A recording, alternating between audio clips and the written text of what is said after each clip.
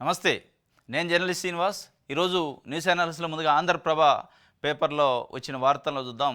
ఆంధ్రప్రభ పేపర్లో ప్రధానంగా నేను కామ్గా ఉండటం కోటరీకి ఇష్టం లేదు, జగన్మోహన్ రెడ్డి కోటరీకి అని మాజీ రాజ్యసభ సభ్యుడు విజయసాయిరెడ్డి నిన్న ఒక ప్రకటన చేసిండు.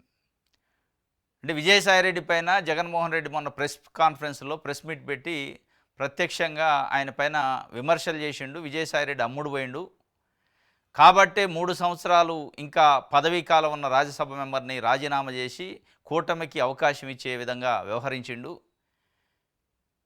అంటే లొంగిపోయిన వ్యక్తి ఇచ్చే వాంగ్మూలం ఏ రకంగా చెల్లిద్ది అని చెప్పి ఆయన పేరును తీసుకుంటూ ప్రత్యక్షంగా చెప్పిండు. దానిపైన విజయసాయిరెడ్డి ఎక్కడా స్పందించలే. అది ఆయన మాట్లాడటంతో పాటు నెక్స్ట్ డే ఏం చేశారంటే, విజయసాయిరెడ్డి తెలుగుదేశం పార్టీ నాయకుడు టీడీ జనార్దన్ చంద్రబాబు నాయుడు గారు ఆత్మ అంటారు ఆయన్ని అనే ఒక చర్చ ఉంటుంది. మరి అది ఎంతవరకు నిజం. ఆయనతోని సమావేశమైండు. లిక్కర్ స్కామ్కు సంబంధించి లిక్కర్ స్కామ్ సిట్టు ముందు విచారణకు పోయే ముందు 45 నిమిషాల పాటు ఆయనతో చర్చించిపోయిండు.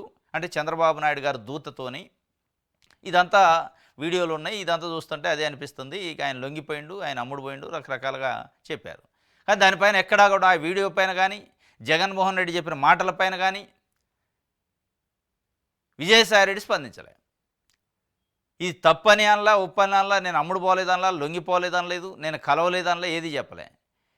దానిపైన పెద్ద ఎత్తున సోషల్ మీడియాలో ఏమైంది, విజయసాయిరెడ్డి మౌనం వెనక వ్యూహమైంది, ఎందుకు మౌనంగా ఉంటుండు అని చెప్పి అంటే, నిన్న నేను మౌనంగా కాముగా ఉండటం జగన్మోహన్ రెడ్డి చుట్టూ ఉన్న కోటరీకి ఇష్టం లేదు, అందుకే నచ్చడం లేదు, కాబట్టి నేను ఇప్పుడు మాట్లాడాల్సి వస్తుంది అని చెప్పి, నేను మాట్లాడకుండా కామ్గా ఉండటానికి కారణం ఏంటంటే జగన్మోహన్ రెడ్డికి నష్టం జరిగిద్ది, జగన్కి నష్టం జరిగిద్ది కాబట్టే నేను మాట్లాడలేదు, వేరే ఏం లేదు అని చెప్పి దానికి సంబంధించి జగన్కు నష్టం జరుగుతుందని తెలిసి రెచ్చగొడుతున్నారు. 3 తరాలు వైఎస్ఆర్ కుటుంబంతో కలిసి పనిచేశా, కృష్ణతో అనుబంధంతోనే ఆదిశేషగిరిరావు ఇంటికి వెళ్ళాను, ఈ జన్మకు టీడీపీలో చేరనని ఇదివరకే చెప్పాను. మాజీ ఎంపీ విజయసాయిరెడ్డి ఘాటు వ్యాఖ్యలు చేసిండు.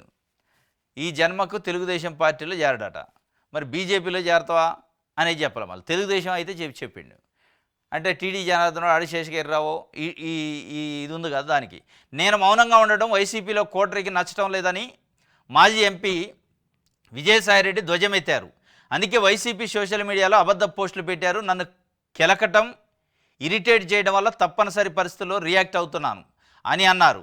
రాజకీయ అనుభవం లేని కోటరీ కారణంగా వైఎస్ఆర్ కుటుంబంలో 3 తరాలకు సేవలంచిన తనలాంటి వారిని దూరం చేసుకుంటున్నారని ఆయన సోమవారం ఎక్స్లో ట్వీట్ చేశారు.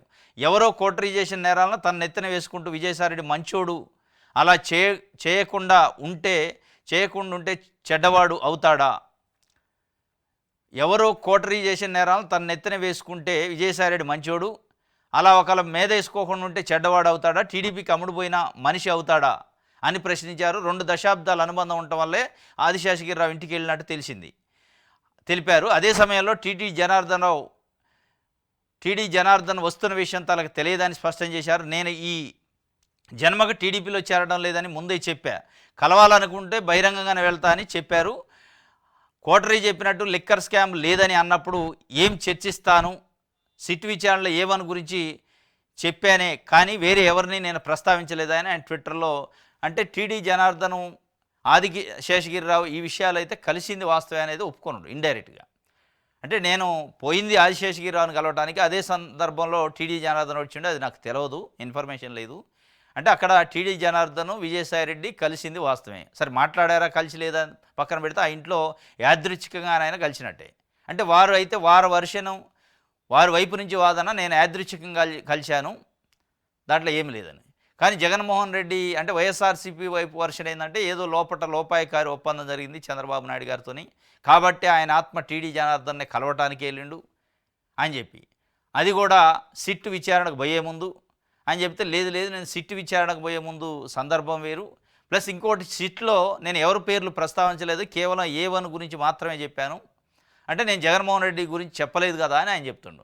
అల్టిమేట్గా ఆయన ఏం చెప్తున్నాడు, నేను కామ్గా ఉండటానికి కారణం 3 దశాబ్దాలుగా నాకు వైఎస్ఆర్ కుటుంబంతో ఉన్న అనుబంధంతో, జగన్మోహన్ రెడ్డితో ఉన్న అనుబంధంతో ఆయనకు నష్టం జరగొద్దని నేను కామ్గా ఉన్నా, అది జగన్మోహన్ రెడ్డి చుట్టూ ఉన్న వ్యక్తులకు ఇష్టం లేదు అని చెప్తుండు. మొత్తానికైతే నిన్న ఎక్స్ ట్విట్టర్ వేదికగా బయటకు వచ్చిండు. మరి భవిష్యత్తులో ప్రెస్ కాన్ఫరెన్స్ కూడా పెట్టి అంత ఒత్తిడి వస్తుందా? ఆయన అన్నట్టే జగన్మోహన్ రెడ్డి దగ్గర ఉన్న కోటరీ ఒత్తిడి వల్లనే బయటకు వస్తాడా అనేది చూడాలి. ఇది కామ్గా ఉండటం అనేది కోటరీకి ఇష్టం లేదని చెప్తున్నట్టు రాస్తాడు ఆయన. రైట్. మహానాడుకు ఎన్టీఆర్ పిలుపట. ఏఐ టెక్నాలజీతో ఆడియో క్రియేట్ చేశారట. విడుదల చేసిన తెలుగుదేశం పార్టీ. ప్రియమైన నా తెలుగింటి ఆడపడుచులకు అన్నదమ్ములకు నమస్కారం. తెలుగు జాతిని ఏకం చేయడానికి, తెలుగు వారిని జాగృతం చేయడానికి నేను ప్రారంభించిన మహానాడు నేడు తెలుగువారి ఐక్యతకు చిహ్నంగా నిలవడం ఎంతో గర్వంగా ఉంది. 2025 మే 27, 28, 29 తేదీల్లో కడప గడ్డపై తొలిసారిగా జరగబోయే మహానాడు వేడుకలకు మీ అందరికీ సాదరంగా ఆహ్వానిస్తున్నాను అంటూ టీడీపీ వ్యవస్థాపకులు దివంగత అన్న నందమూరి తారక రామారావు పిలుపునిచ్చారు. ఏఐ టెక్నాలజీతో ఎన్టీఆర్ ఆడియోను తెలుగుదేశం పార్టీ క్రియేట్ చేసింది. దాన్ని సోషల్ మీడియాలో పోస్ట్ చేయగా వైరల్గా మారింది. తెలుగుదేశం పార్టీ కార్యకర్తలు ఉత్సాహాన్ని కూడా నింపుతుంది. తెలుగుదేశం పార్టీ వేడుక మహానాడుని ప్రారంభించిన మహానాయకుడు అన్న ఎన్టీఆర్ ఆహ్వానం అందుకోండి, కడపలో మహానాడుకు తరలిరండి అంటూ తెలుగుదేశం పార్టీ తన ఎక్స్ ఖాతాలో ఈ పోస్ట్ చేసింది. తెలుగుదేశం పార్టీ వ్యవస్థాపకుడు తెలుగువారి ఆత్మగౌరవాన్ని ఢిల్లీ వీధుల్లో తలెత్తుకునేలాగా చేయాలి, తెలుగువారి ఆత్మగౌరవాన్ని ప్రపంచం ముందు నిలబెట్టాలనే ఒక సంకల్పంతో ఆయన పేదల కోసం పార్టీ పెట్టినా, మార్పు కోసం పార్టీ పెట్టినా, రాజకీయ చైతన్యం కోసం పార్టీ పెట్టినా, సమాజమే దేవాలయమా, ఆ సమాజంలో ఉన్న ప్రజలే దేవుళ్ళు అనే ఒక స్లోగన్ తీసుకొని 1983లో పార్టీ పెట్టిండు. పార్టీ పెట్టిన 9 నెలల్లోనే అఖండమైన మెజార్టీతో విజయం సాధించిండు. దాని తర్వాత ముఖ్యమంత్రి అయ్యారు. దాని తర్వాత మళ్ళీ సెకండ్ టైం అయ్యారు. 94లో ముఖ్యమంత్రి అయిన తర్వాత 1995లో రాజకీయ సంక్షోభం వచ్చింది. 95 ఆగస్టు సంక్షోభం అంటారు. దాంట్లో చంద్రబాబు నాయుడు గారు ముఖ్యమంత్రి అయ్యిండు. అక్కడి నుంచి ఇప్పటివరకు చంద్రబాబు నాయుడు గారు ముఖ్యమంత్రి, అప్పటి నుంచి ఇప్పటివరకు చంద్రబాబు నాయుడు గారే పార్టీ అధ్యక్షుడు. గెలిచినప్పుడు ఆయనే ముఖ్యమంత్రి అవుతుండు, ఓడినప్పుడు ప్రతిపక్ష నాయకుడు అవుతుండు, పార్టీ అధ్యక్షుడు అయితే కంటిన్యూగా ఉంటుండు. చంద్రబాబు నాయుడు గారు దింపిండు ఎన్టీ రామారావు గారిని ఆయనే స్వయంగా ప్రెస్ మీట్ పెట్టి నమ్మక ద్రోహం చేసిండు, వెన్నుపోటు పొడిచిండని. దాని తర్వాత ఆయన దురదృష్టవశాత్తు చనిపోయిండు. దాని తర్వాత చాలా మహానాళ్ళు జరిగినాయి. కానీ మొట్టమొదటిసారి 2025 మే 27, 28, 29 తేదీలో జరిగే కడప గడ్డ పైన మొట్టమొదటిసారి జరుగుతుంది. ఆ మహానాడులో మళ్ళీ అదే ఎన్టీఆర్ వచ్చి మాట్లాడుతున్నట్టు, ఆహ్వానం ఇస్తున్నట్టు ఆడియో క్లిప్పింగు, అంటే ఏఐతోని, ఆర్టిఫిషియల్ ఇంటెలిజెన్స్తోని స్వయంగా మృతి చెందిన లేని ఎన్టీ రామారావు గారే ఉండి మాట్లాడుతున్నట్టు ఆయన వాయిస్ని, ఆడియోని పెట్టి క్లిప్పింగ్ని పెద్ద ఎత్తున వదిలారు. బాగా వైరల్ అయింది అది. దాంతో వాళ్ళు ఒక స్లోగన్ తీసుకున్నారు, కడపలో మహానాడుకు తరలిరండి అంటూ. ఏంటంటే పార్టీ వేడుక మహానాడుని ప్రారంభించిన మహానాయకుడు అన్న ఎన్టీఆర్ ఆహ్వానం అందుకోండి, కడపలో మహానాడుకు తరలిరండి అని తెలుగుదేశం పార్టీ మహానాడుకు సంబంధించి ఇది వైరల్ అయిందట. ఇది సేమ్ టు సేమ్ ఆయన ఉన్నట్టే ఉంది. ఏఐ టెక్నాలజీ దీనికి ఉపయోగిస్తున్నారు. రైట్. ఇది దిశకు సంబంధించి.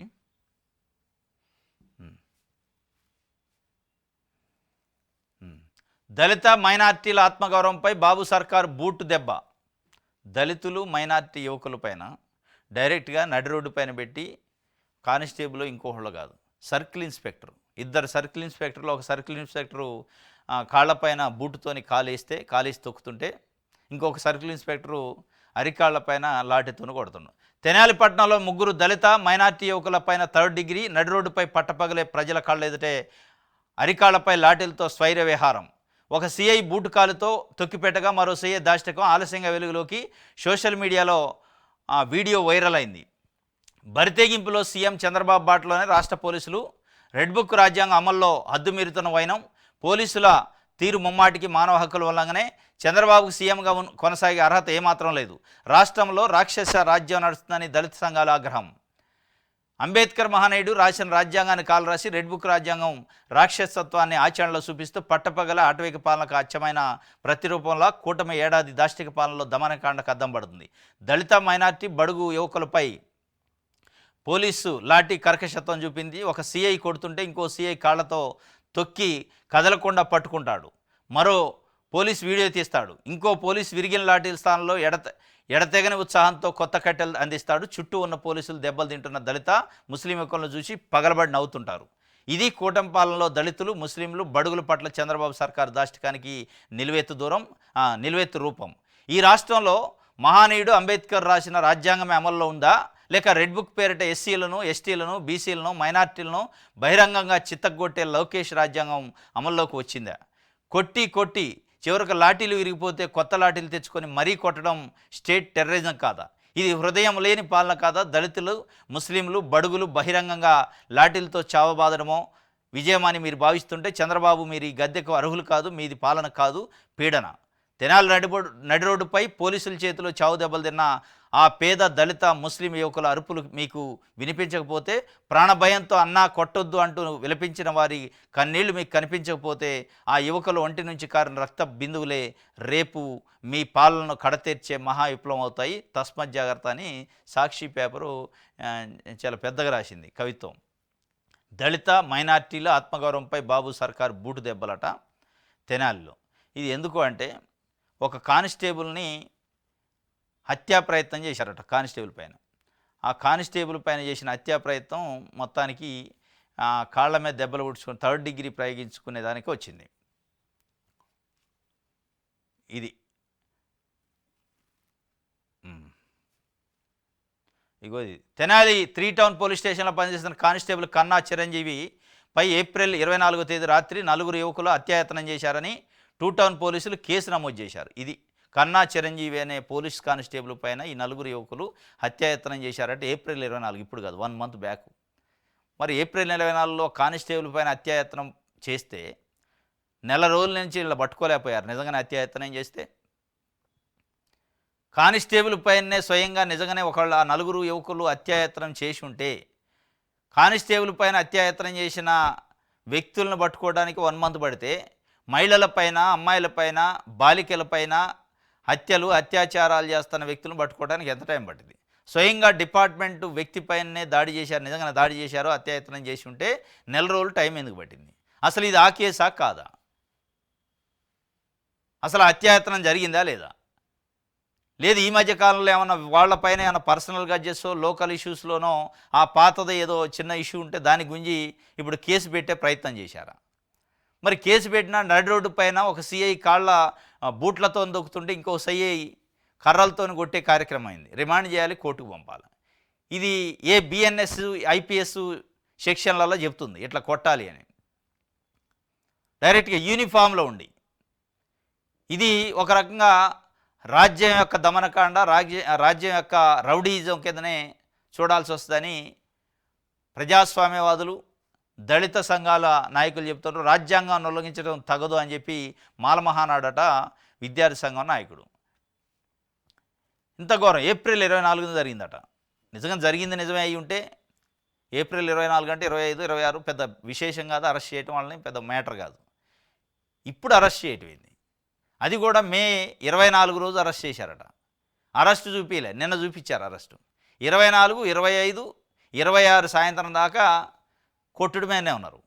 3 డేస్ చిత్రహింసలు పెట్టిన తర్వాత, అది కూడా ఎందుకు నడి రోడ్డు పైన అవమానించడం అన్నట్టు. నడి రోడ్డు పైన ఇగో ఇట్లా ఉంటుంది ట్రీట్మెంటు అని చెప్పి చూపించడం తప్ప, దాంతోనే అంటే ప్రజల్ని భయభ్రాంతులు చేయటం.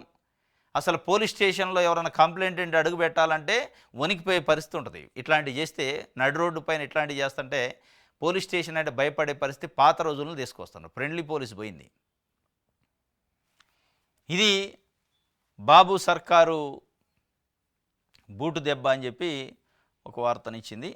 పొగాకు రైతుపై ఎందుకు ఈ పగ? పొగాకు కంపెనీలకు వత్తాసు పలుకుతున్న చంద్రబాబు ప్రభుత్వం కంపెనీలు చెప్పిన ధరలకే పొగాకు కొంటామని ప్రకటించిన మంత్రి అచ్చెన్నాయుడు, ఆ ధరలు గిట్టుబాటు కావని రైతుల ఆందోళన. సీజన్ మొదలై 75 రోజులు గడుస్తున్నా 20% మించిన కొనుగోళ్లు. వైఎస్ జగన్ పొదిలి వస్తున్నట్టు ప్రకటించగానే మంత్రుల హడావుడి. ఇటీవల బాపట్ల జిల్లా ఇంకోలు మండలం పూసపాడు నడి రోడ్డుపై పొగాకు బేళ్లను తగలబెడుతున్న రైతులు. పొగాకు రైతుకు ఎందుకు ఈ పగ? అచ్చెన్నాయుడు గారు, గొట్టిపాటి రవికుమార్ గారు పొగాకు కొనుగోలు చేసే ఆ కంపెనీలతో మాట్లాడారు. వాళ్ళు ఒక రేటు చెప్పారట. ఆ రేటుకి రైతు ఇవ్వాల్సిందే, నచ్చినా నచ్చకపోయినా.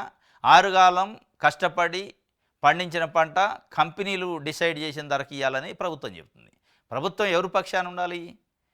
ఇలా ప్రజాప్రభుత్వం, మార్పు తీసుకొచ్చిన అనే ప్రభుత్వం ఎవరి పక్షాన ఉండాలి? వాస్తవంగా రైతుల పక్షాన ఉండాలి, కంపెనీల పక్షాన కాదు. పెట్టుబడిదారుల పక్షాన కాదు, రైతుల పక్షాన నుండి మా రైతులు కష్టపడి పండించారు పంట, దానికి ఒక రూపాయి ఇంకా లాభం వచ్చే విధంగా మనం చూడాలి తప్ప అనేది ఉండాలి తప్ప కంపెనీలతో సీక్రెట్ మీటింగ్లు పెట్టి కంపెనీలు చెప్పింది కంపెనీలతో మాట్లాడుకొని బయటకు వచ్చి కంపెనీ చెప్పిన ధరకే మీరు ఇవ్వాలి తప్ప అనివార్యం, తలంచుకోవాల్సిందే, మనం చేసేది ఏం లేదని చెప్పే పరిస్థితి. ఎందుకు ఈ పగ అంటే మరి కంపెనీలు కదా, అవి కంపెనీలకి రాజకీయ పార్టీలకి ప్రభుత్వంలో ఉన్న పెద్దలకి సంబంధాలు అవినాభావ సంబంధాలు ఉంటాయి. రైతుకి ఏముంటాయి? రైతుని ఏసీ రూమ్లో కూర్చోబెట్టి మాట్లాడరు, రైతు వాళ్ళతోని మాట్లాడేంత స్థాయి లేదనుకుంటారు. రైతు ఏదైనా పార్టీ ఫండో లేకపోతే పార్టీ సందాలో లేకపోతే ఏదైనా మీటింగ్లకో బేర్ చేయలేడు, కంపెనీలు అయితే బేర్ చేస్తాయి. ఇది జరుగుతుంది. రాజకీయ నాయకులకి ఇచ్చుకోవాల్సిందో రాజకీయ నాయకులతో మాట్లాడే స్థాయో రాజకీయ నాయకుల కమిట్మెంట్లో నెరవేర్చలేని పరిస్థితి రైతులది. రైతులు ఆరుగాడం కష్టపడి రెక్కాడితే డొక్కాడిన పరిస్థితి. వాళ్ళు ఏముంది, ఏదో కమిట్మెంట్ ఉంటాయి కాబట్టి వాళ్ళు చెప్పిన ధరని. ఆ పగ ఎందుకు అంటే ఆ పగ దానికే, పొగాకు రైతుపై ఎందుకు పగ అంటే అదే. ఏడాదిగా దగా ఏం సాధించారని సంబరాలు, మోసాలతో ప్రజలను వంచిన మహానాడు వేడుకల బాబు. విద్యా, వైద్యం, వ్యవసాయ రంగాలు పూర్తిగా నిర్వీర్యం, శాంతి భద్రతల పరిరక్షణలో కూటమి సర్కార్ దారుణ వైఫల్యం, పథకాలను రద్దు, రెడ్ బుక్ వేధింపులు, దోపిడీనే ధ్యేయంగా పాలన, కొత్త పథకాలు ఒకటి పోగా గతంలో వైఎస్ జగన్ ఇచ్చినవి రద్దు, సూపర్ 6 హామీలను ఎగ్గొట్టి డైవర్షన్తో తిరుగుగమన పాలన, అప్పుల నుంచి మద్యం దాకా గత సర్కారుపై విషం చెమ్మడమే లక్ష్యం. ఈ ప్రభుత్వం పోవాలని కోరుకుంటున్నామని అంటే ప్రజలు చెప్తున్నారు, స్థానిక ప్రజలు. ఈయన భయ్యే నాగ విజయబాబాట, సెట్టిపేట, తూర్పుగోదావరి జిల్లా. గత ప్రభుత్వంతో పోలిస్తే కూటమి సర్కారు పాలన ఏం బాలేదు. అమ్మఒడి, రైతు భరోసా, చేయుత లాంటి సంక్షేమ పథకాలు ఇవి అమలు కావడం లేదు, చేయడానికి పనులు దొరకడం లేదు. ఇసుక ఉచితంగా ఇస్తామన్నారు, అది ఆచరణలో ఎక్కడ అమలు కావడం లేదు. మా కుటుంబానికి గత ప్రభుత్వంలో రైతు భరోసా, డోక్రా రుణం మాఫీ వచ్చింది, 200 యూనిట్ల వరకు విద్యుత్తును ఉచితంగా ఇచ్చేవారు. ఇప్పుడు అవేవీ లేవు. ఇప్పటివరకు ఇవ్వని కూటమి ప్రభుత్వం ఇకపై వచ్చే 4 ఏళ్లలో ఇస్తుందనే నమ్మకం లేదు. ఎంత తొందరగా వీలైతే అంత తొందరగా ఎన్నికలు వచ్చి ప్రభుత్వం పోవాలని కోరుకుంటున్నా. ఈ ప్రభుత్వం పోవాలని కోరుకుంటుండట. ప్రజలు నాడిని రాశారు. ఏం సాధించారని ఏడాది దాకా అంటే మరి ఏడాది జరిగింది కాబట్టి ఉత్సవాలు ఏం సాధించారంటే మీకు సాధించినట్టు అనిపించకపోవచ్చు. అయితే ప్రజలు ఒకవైపు, ప్రభుత్వం ఒకవైపు. ప్రభుత్వం మేము బాగా చేసినాం, మేము ఈర్లు సూర్లు అని చెప్పింది. ప్రజలు చెప్పాలా నాడు ఏం సాధించారని, పేపర్లో, టీవీ ఛానల్ కాదు. ప్రజలు అంటే మహిళా వర్గం, రైతులు, యువకులు, నిరుద్యోగులు అసంతృప్తి ఉన్న మాట వాస్తవం అనేది ఫీడ్బ్యాక్ చెప్తుంది. మరి ఏం సాధించారని, మేము ఏం సాధించలేదు కాబట్టి ఉత్సవాలు చేసుకోలేము అని ప్రభుత్వం అనలేదు కదా. ఏ ప్రభుత్వం అందో. ఏం సాధించకపోయినా ఏదో సాధించినట్టు చెప్పడం ప్రభుత్వం అంటే రాజకీయ పార్టీల ఘనత అదే. ఏం సాధించకపోయినా ఏం పని చేయకపోయినా అహోహో అని చెప్పటమే రాజకీయ పార్టీల ఘనత. కాబట్టి 75 సంవత్సరాల నుంచి స్వతంత్ర భారతదేశంలో ఏ పేదల కోసం అయితే రాజకీయ పార్టీలు పెట్టినా అంటారో, ఏ రైతుల కోసం, మహిళల కోసం, ఉపాధి లేని వాళ్ళ కోసం, నిరుద్యోగుల కోసం పార్టీ పెట్టిన అంటారో వాళ్ళు ఆడనే ఉంటారు. పార్టీలు పెరుగుతుంటాయి, పార్టీ నాయకులు పెరుగుతుంటారు. అందుకే కదా చేయకుండా చేసినామని చెప్పుకునేదాన్ని అదే రాజకీయం, అదే రాజకీయ పార్టీల లక్షణం. ఇది ఏడాది దాకా అని ఒకళ్ళు అంటారు, లేదు ఏడాది సంబరాలు అని ఇంకోళ్ళు అంటారు. ఒక్కొక్కళ్ళకి ఒక్కొక్క కోణం కనపడుద్ది.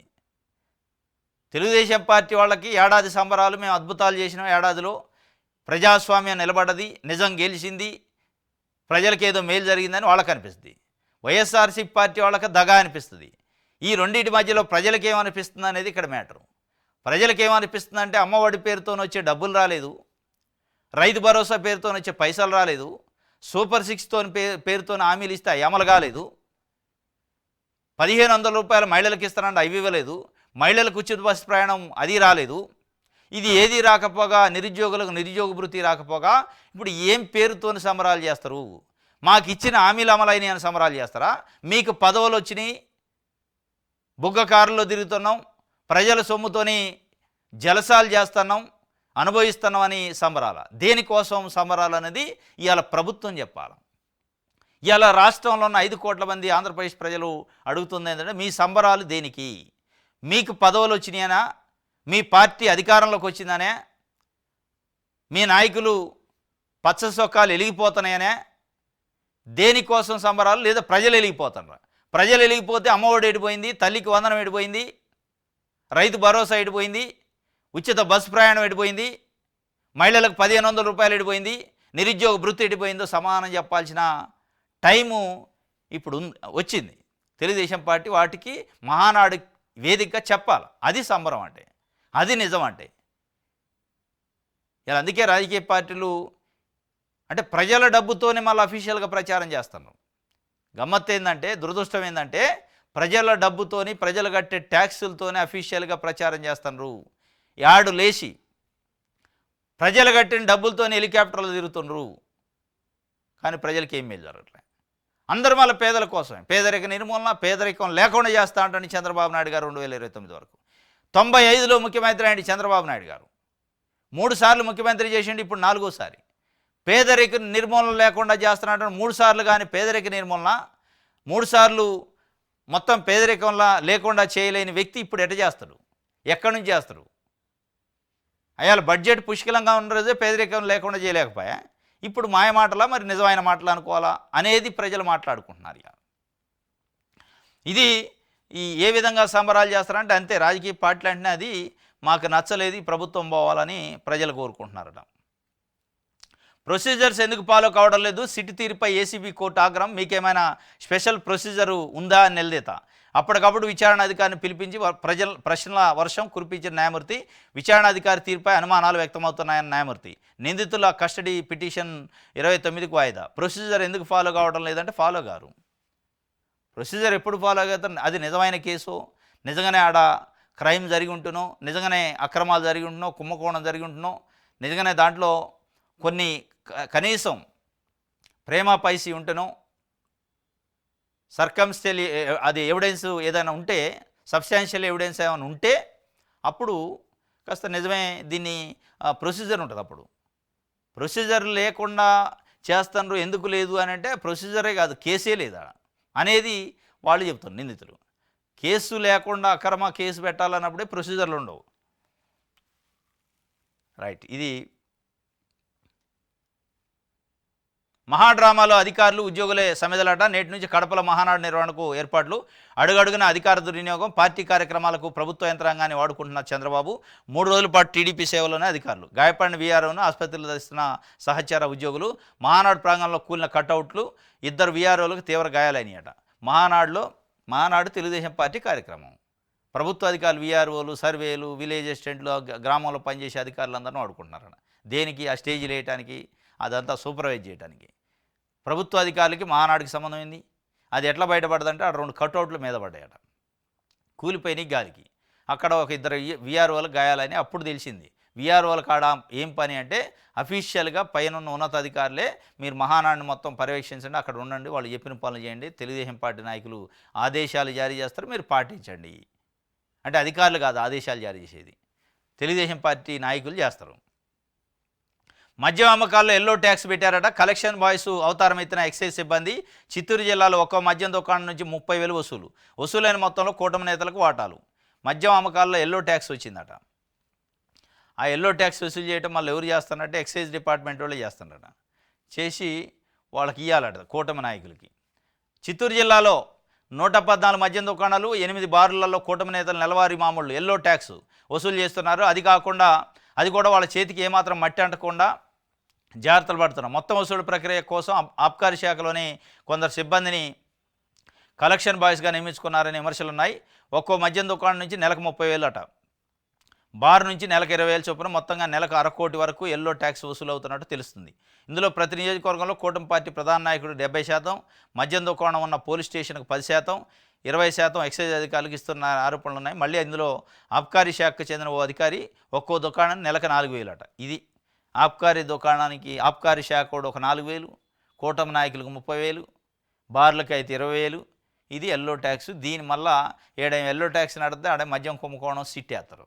ఆ సిట్ దీని మీద వేయాలి, ఏడ కూడా ఒక సిట్ వేయాలి. అది ఆ సిట్ అది ఇప్పుడు 3,200 కోట్ల రూపాయల కుంభకోణం జరిగింది అన్నారు గడిచిన ప్రభుత్వంలో. మరి ఏడు జరిగింది ఎల్లో ట్యాక్స్? ఒక చిత్తూరు జిల్లాలో 114 షాపులు ఉంటే నెలకు 50 లక్షల రూపాయలు. నెలకు 50 లక్షల రూపాయలు ఒక చిత్తూరు జిల్లాలోనే 114 షాపులకు వసూలు చేస్తే నెలకి 12 నెలలకి 12,50 అంటే 6 కోట్లు. ఒక సంవత్సరానికి 6 కోట్లు. ఒక జిల్లాలో 6 కోట్లు అంటే 5 సంవత్సరాలకు ఎన్ని కోట్లు? 30 కోట్లు. ఒక జిల్లాలో ఒక 100 షాపులకి 30 కోట్ల రూపాయలు ఒక 5 సంవత్సరాలు వసూలు చేస్తే మొత్తం రాష్ట్రంలో ఉన్న దాదాపు 4,000 చిలుకు షాపులు ఉన్నాయి. వీటికి ఎన్ని వేల కోట్లు వస్తాయి? దీన్ని ఏమంటారు మరి? ఇది కుంభకోణం కాదా? దీనిపైన సిట్ అవసరం లేదా అనేది ఇప్పుడు ప్రశ్న. ఎల్లో ట్యాక్స్ పైన. రైట్.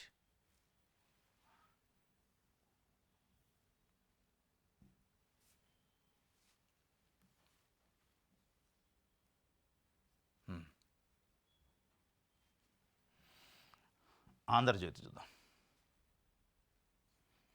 ఇక యాడ్లు. లోకేష్ గారు, చంద్రబాబు నాయుడు గారు, రెడ్డప్ప గారి శ్రీనివాసరెడ్డి, ఈయన polit bureau member, Kadapa MLA husband అనమాట.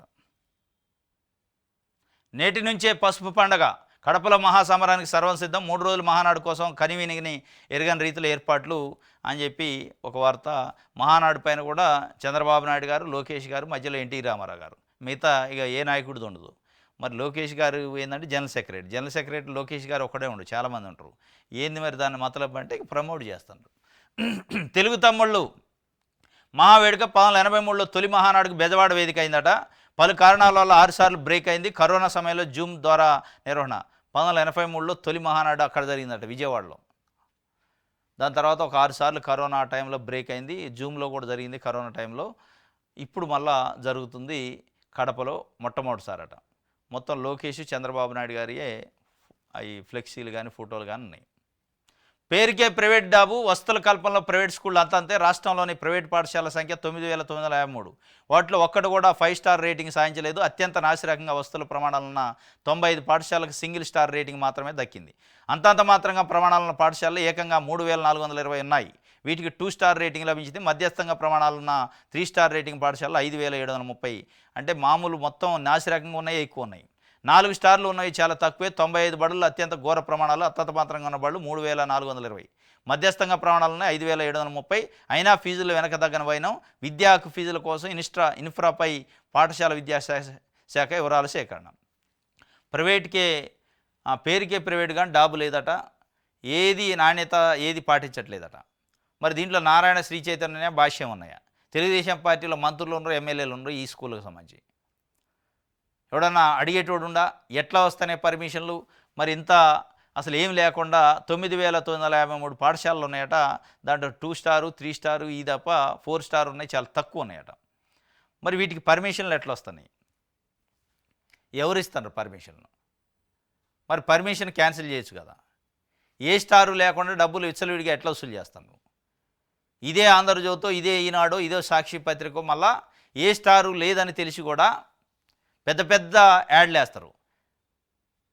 నారాయణ విజేతలలో శ్రీ చైతన్య, భాష్యం విద్యా సంస్థలు ఎందొందో పెద్ద అఖండమైన విజయాన్ని సాధించినాయి అంటారు. మరి ఈ అఖండమైన విజయాన్ని సాధించిన మనం యాడ్ వేసేటప్పటికి అది చూసుకోవాలిగా. దీనికి రేటింగ్ ఉందా లేదా, నాణ్యత ఉందా లేదా, వీళ్ళ ఫీజులు ఏంది, వీళ్ళ దోపిడీ ఏంది, ఏం లేదు, వీళ్ళకి అవసరమే లేదు. యాడ్ వేసి పడేయటమే. యాడ్ ఇస్తారు, వేస్తారు, అందులో ఏ అవకతవకలైనా వార్త రాయరు.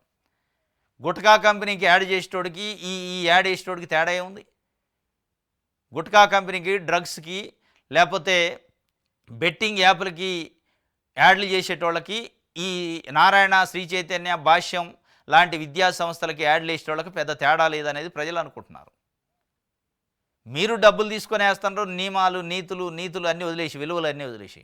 వాడు ఏ రకంగా ప్రజల్ని జలగలేక రక్తం తాగుతుండో తెలిసి కూడా యాడ్లు మీరు అఖండమైన విజయాన్ని సాధించిన అద్భుతం, బ్రహ్మాండం బద్దలైంది అని మీరు యాడ్లు వేస్తుంటారు. మళ్ళీ మీరే ఇవాళ రేటింగ్ లేదు, ఇది లేదని రాస్తారు.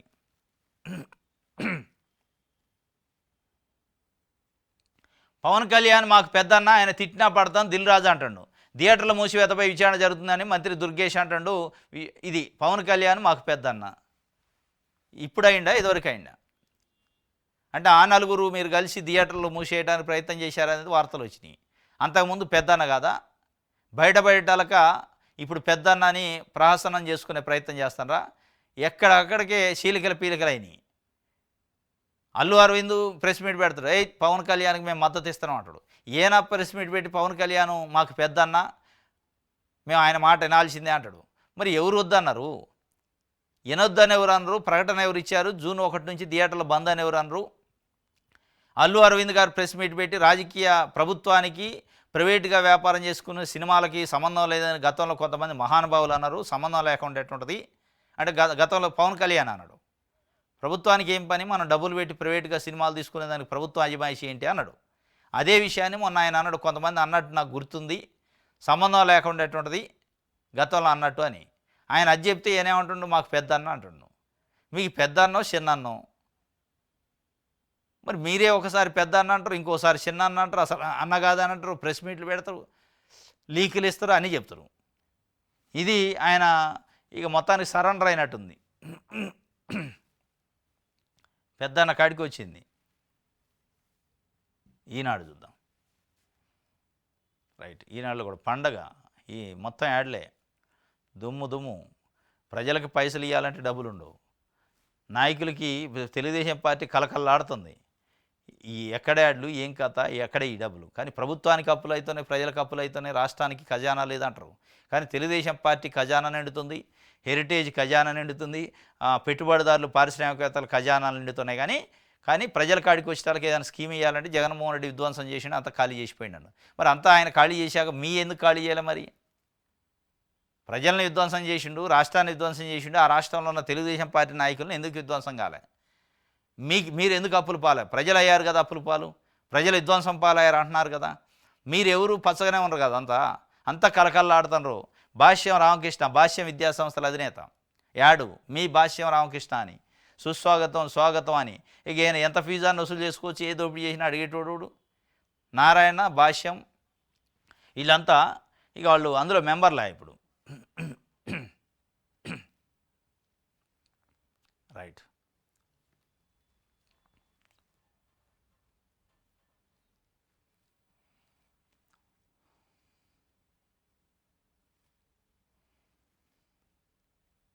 ఇది ఆంధ్ర ఈనాడుకు సంబంధించి.